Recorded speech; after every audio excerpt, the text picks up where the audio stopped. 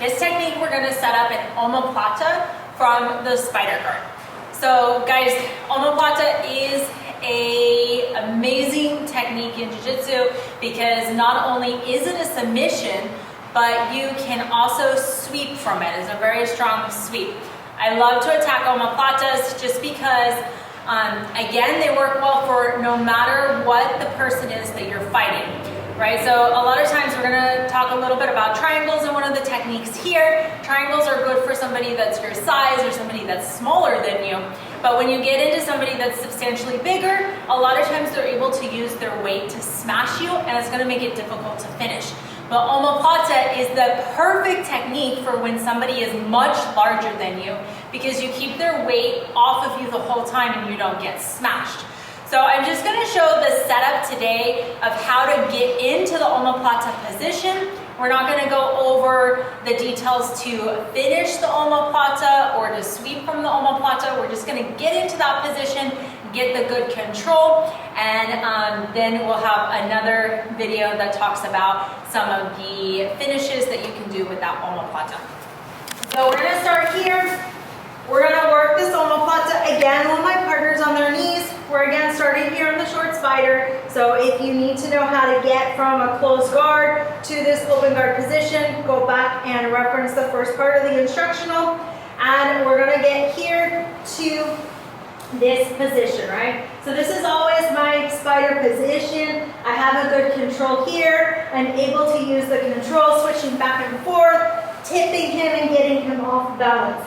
But remember, I want to always have him really stretched and my hip is kind of outside of him, right? So my hip is right here on the outside of his body.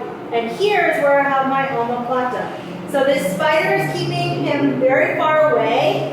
My bent leg is going to come underneath and I'm going to kick it through. Same time, I'm going to pull his sleeve and I'm going to put it here in my pocket.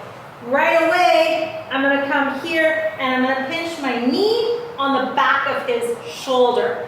Okay? Already have a lot of good control here. Should be really difficult for your partner to start to move to re-square up to you. Okay? Knee is pinching on the shoulder.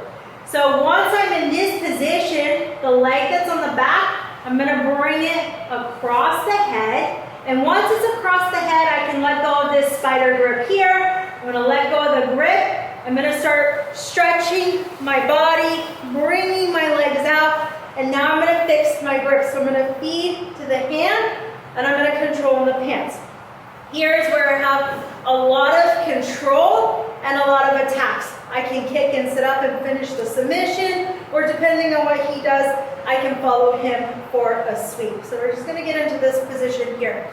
Guys, when you're moving from that first spider position to here, the way I like to think about it, just so you can mechanically get yourself to the correct position, is we are backwards opposites. So my head is next to his feet, my feet are next to his head, and my back is very flat on the mat right now. So I don't want to be one side or one side like this.